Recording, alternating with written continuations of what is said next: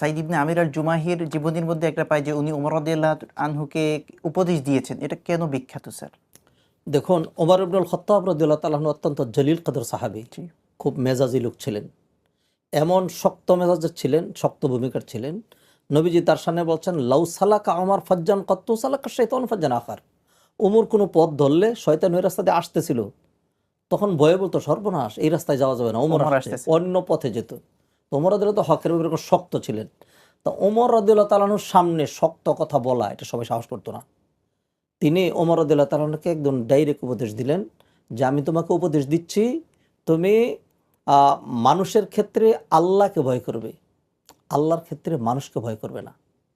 অর্থাৎ মানুষ আত্মীয় হোক অনাত্মীয় হোক, মানুষের অধিকারের ব্যাপারে তুমি সবসময় একটা জিনিস খেয়াল রাখবে, সেটা হলো যে আল্লাহ সুবহানাহু ওয়া তাআলা তোমাকে দেখছেন।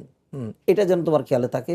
আর কখনোই যেন এমন না হয় যে মানুষের ভয়ে তুমি আল্লাহর কথা খেয়াল রাখলে না, অর্থাৎ আল্লাহর ব্যাপারে তুমি মানুষকে ভয় পাইলে, বিষয়টা যেন এরকম না হয়। আর হলো নিকটাত্মীয় হোক আর দূরাত্মীয় হোক, সবার ক্ষেত্রে তুমি ইনসাফ করবে। তিনি আরেকটা উপদেশ দিয়েছিলেন, সেটা হলো যে আমি তোমাকে আরেকটা উপদেশ দিচ্ছি, কখনোই যেন তোমার বক্তব্য যেরকম শক্ত, কাজ যেন কখনোই এই বক্তব্যের উল্টা না হয়। অর্থাৎ কৌল এবং ফেল এই দুইটা যেন কন্ট্রাডিক্টরি না হয়, এই ভারসাম্য যেন থাকে, হুবহু যেন হয়। তো এই ধরনের উপদেশগুলো যখন দিলেন, তখন ওমর রাদিয়াল্লাহু তাআলা কিন্তু রাগ করলেন না, গ্রহণ করলেন। এবং তিনি মনে করলেন যে এই ধরনের লোকই তো দরকার, যারা নাকি ওমরের মতো লোককেও এইভাবে শাসাইতে পারে, উপদেশ দিতে পারে। ওমর রাদিয়াল্লাহু তাআলা সেই উপদেশগুলো গ্রহণ করলেন, এবং গ্রহণ করে শেষমেশ তিনি বললেন যে সাঈদ, তুমি আমাকে যে উপদেশ দিলে, এইভাবে কি মানুষ পক্ষে পারা সম্ভব? তখন তিনি বললেন যে সম্ভব।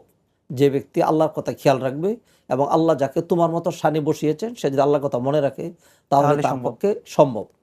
ওমর ইবনুল খাত্তাব রাদিয়াল্লাহু তাআলা আনহু তখন আরও একটু এগিয়ে গেলেন। তখন তিনি চিন্তা করলেন যে সাঈদ ইবনে আমির আল জুমাহি যেরকম, তাকেই তো আমার গভর্নর হিসেবে দরকার।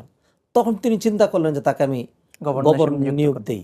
তখন তিনি তাকে প্রস্তাব করার পরে সাঈদ ইবনে আমির আল জুমাহি, তখন তিনি একদম খুব জোর আপত্তি জানালেন যে খলিফাতুল মুসলিমিন, আপনি আমাকে এই ফিতনায় ফেলবেন না।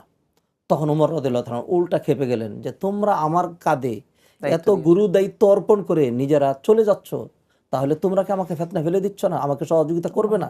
তোমাকে এটা নিতেই হবে। তারপর তিনি রাজি হলেন।